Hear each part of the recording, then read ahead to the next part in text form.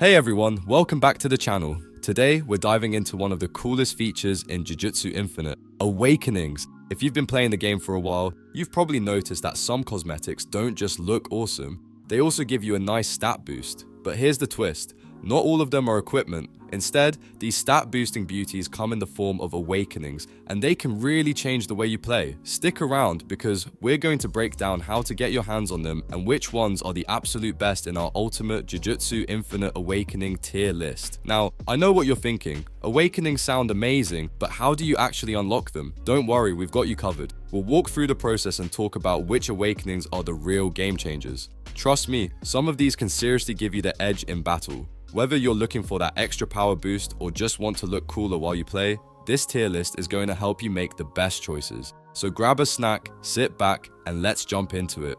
I'm quickly moving on to the video and I'm ranking awakenings in Jujutsu Infinite. Before we start, if you enjoy these types of tier list videos, don't forget to like the video and subscribe. Enjoy watching. A very small portion of the audience is subscribed to the channel. Please don't forget to subscribe if you like these types of videos. Thanks.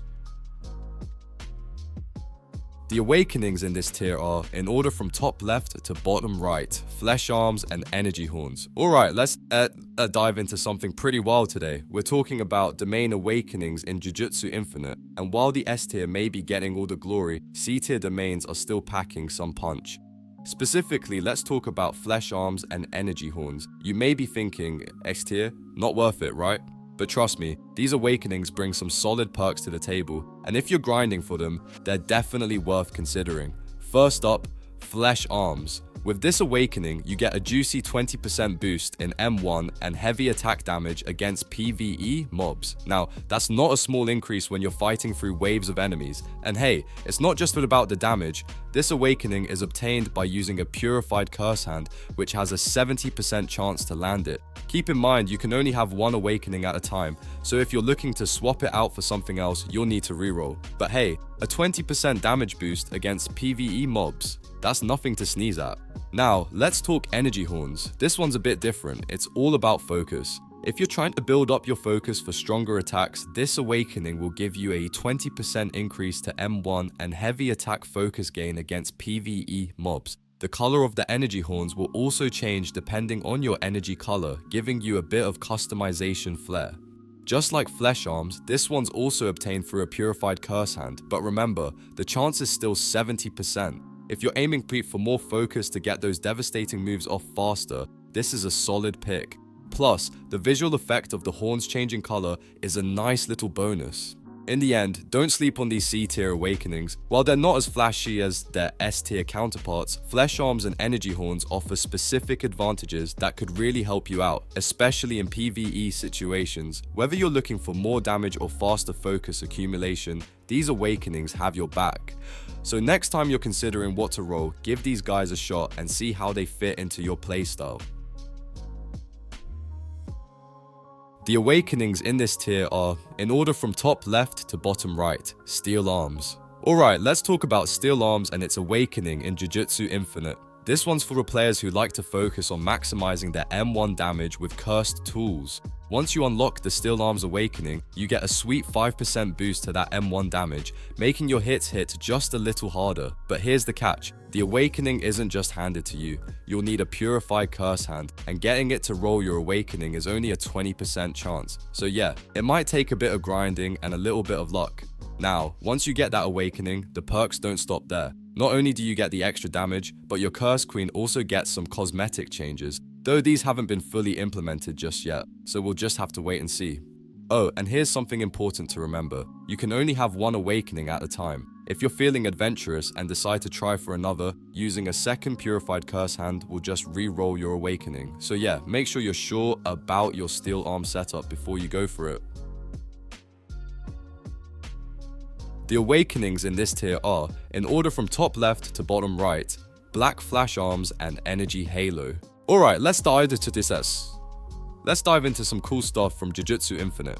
Today, we're talking about two awesome domain awakenings that you'll definitely want to check out. Black Flash Arms and Energy Halo. If you're all about boosting your damage and adding a little flair to your abilities, these awakenings are for you. Trust me, you're gonna love what they bring to the table.